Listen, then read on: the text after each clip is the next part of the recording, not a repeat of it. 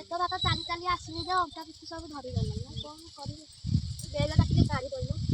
ଆଉ କଣ ଭଲ ବେଗ ଗୋଟେ ପକେଇଛି ସରକାର ଦେଇଛନ୍ତି ବୋଧେ ଆଉ। ହଁ ସରକାର ମତେ ଦେଇଛନ୍ତି ଝୁଲା ମଞ୍ଚେ ଆଉ ପନିପରିବା ଆଣିବାକୁ। ଆଉ କଣ କରିବି? 5 ଟଙ୍କିଆ ବେଗଟେ ଦେଇଛନ୍ତି। ସିଆଡ଼େ ପରିବା ରେଟ୍ ସବୁ ଦର କରିଦଉଛନ୍ତି। ଆଉ ଏପଟେ ମାଗଣା ଗ୍ୟାସ୍ ଦେଇ ଦଉଛନ୍ତି। ସେପଟେ ଭରିବାକୁ ଗଲା ବେଳକୁ 1000-1200 କରିଦଉଛନ୍ତି। କଣ କରିବ ସେ ଦବାର ମୂଲ୍ୟ? ତୁ କଣ ମା ମତେ କହ। 5 ଟଙ୍କିଆ ବେଗ ଦେଇଛନ୍ତି, 5 ଟଙ୍କିଆ ବସ ଚଲଉଛନ୍ତି, ସେଇଥିରେ ତ ଯିବା ଆଉ। ଆଲୋ ମା ବସ ଚଲାଉନାହାନ୍ତି ଯେ କହୁଥିଲେ କଥା।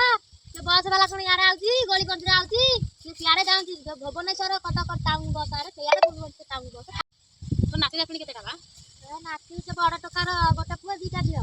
ଆଉ ସେ ସାନ ଟୋକାର ଗୋଟେ ଝିଅଟେ ହେଇଥିଲା। ଆଉ ଏବେ କଣ ହବ 7-8 ମାସ ଖଣ୍ଡେ ଚାଲିଛି। ଆଉ ଅଛନ୍ତି ଏମିତି ଘରେ ଆଉ। ଆମ ବୁଢ଼ା ଯାଇଥିଲା ଯେ କାମକୁ କାହାର ସକାଳୁ ଯାଇଛି ଯେ ଯାଇଛି, ଖାଇଲା କି ନ ଖାଇଲା ସେଇଆଡ଼କୁ ତ ଯାଇଛି, ଆସିନି ଏପର୍ଯ୍ୟନ୍ତ ହେଲାଣି। ଆଉ ମୁଁ କହିଲି ବୁଢ଼ା ଆସିବ ହାଟକୁ ଯିବ କାମ ବାଧାରେ ନା ନାଇଁ, ବୁଢ଼ା ଲୋକଟା କଣ କରିବି? ଯାଉଥିଲି ସେଇ ବେଗ ନେଇକି ହାଟକୁ ଏଇ ଘର ବାଟରେ। ଆଉ ଏ ପୁଅମାନେ ତ ତାଙ୍କ କଥା ନ କହିଲେ ସରେ। କଣ କହିବିଲ ମା ଘର କଥା ତତେ? ତୁ ସବୁ ଜାଣିଦବୁ ଆଉ। ତୁ ତ ବାହା ହେଇଛୁ ନା ନାଇଁ? ଆଉ କଣ କରିବା? ହଉ ଯା ଜଲ୍ଦି ଯା, ହାଟରୁ ଆସିବୁ ଆଜି ବେଳ ଥାଉ ଥାଉ ଯା। ହଁ ଲୋ ମା ତୁ ଖା। ଆଉ ତୋ ବର କୁଆଡ଼େ ଯାଇଛି କି ଲୋ? ଡ୍ୟୁଟି ଯାଉଛନ୍ତି ବା। ତ ବରକୁ ଟିକେ କହିଲ ମତେ ଟିକେ ପୁରୀ ଆଡ଼େ ନେଇ ବୁଲେଇ ଆଣନ୍ତାନି। ହଁ ମୁଁ କହିବି ନେଇ ଆଣିବେ ଆଉ। ହଁ କହିବୁ ମତେ ହେଲା। ତାକୁ କହିବି ମତେ କହିବୁ।